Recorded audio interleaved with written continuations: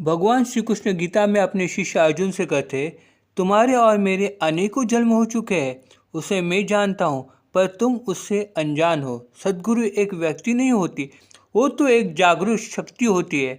ऐसे सद्गुरु की और उनके भक्तों की मुलाकात हो जाती है तो उनको आपस में परिचय देने की जरूरत नहीं पड़ती। वो तो उनके अंतरात्मा की आपसी ओर होती है। श्री साईनाथ तो प्रत्यक्ष भगवंत थे। भगवंत तो अपने अन्य भक्तों के प्रेम भाव के भुखेले होते हैं। भगवंत और उनके भक्तों के प्रेम भाव की अनेकों कथा पुराणों में वर्णित है। फिर वो अपने सहयोगी सुदामा द्वारा अर्पित पोहे ग्रहण करने के बारे में श्री कृष्ण से संबंधित हो या फिर शबरी के झूठे बेर प्रेम भाव से ग्रहण करने वाले श्री राम के बारे में संबंधित हो। महाभारत काल में युद्ध रोकने के लिए मध्यस्थ की भूमिका का निभाते हुए जब श्री कृष्ण हस्तिनापुर पहुँचे तब वह दुर्योधन द्वारा दिए गए शाही भोजन का न्योता ठुकराकर विदुर के घर चले गए। उस महात्मा की पत्नी ने अत्यानंद से उनका स्वागत करते हुए फलहार स्वरूप भगवान के आगे केले रख दिए। इतना ही नहीं तो वो उन्हें केले छिलके देने लगी। अत्यंत भाव विभोर हुए विदुर पत्नी ने केले छिलते वक्त भगवान के हाथ में केले की जगह छिलके ही थमा दिए। भगवान ने भी उसे बड़े प्रेम भाव से ग्रहण किया। ऐसी कथा महाभारत में प्रचलित है।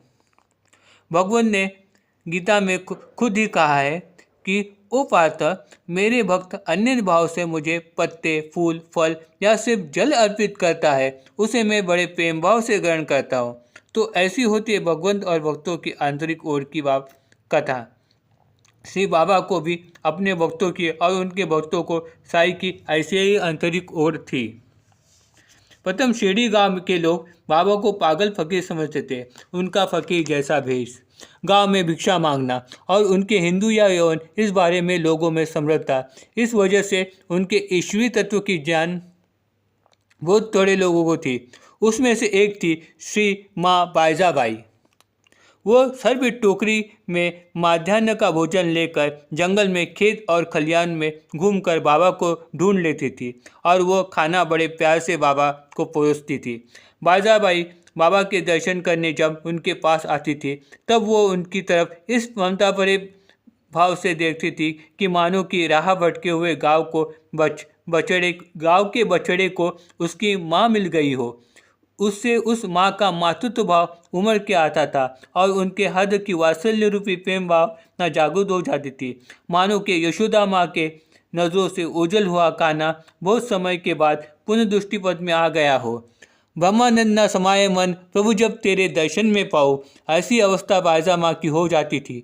भगवंत या फिर सत्पुरुष का प्रेम जिस भक्त को मिलता है वो सचमुच भाग्यशाली है। अनेक जन्मों का पुण्य फल जब उदित हो जाए तब जाकर कहीं ऐसे महापुरुष का दर्शन प्राप्त होता है। दर्शन प्राप्ति के बाद भी उस महापुरुष के पूर्ण कृपा का लाभ होना, ये तो महत्भाग्य की बात होती है। बाबा भी उनकी सेवा को भूल नहीं पाए और उसका पूर्ण स्मरण रखते हुए उन्हें बायजाबाई के लड़के का कल्याण कर दिया। Om Sai Ram. Please like and subscribe my channel.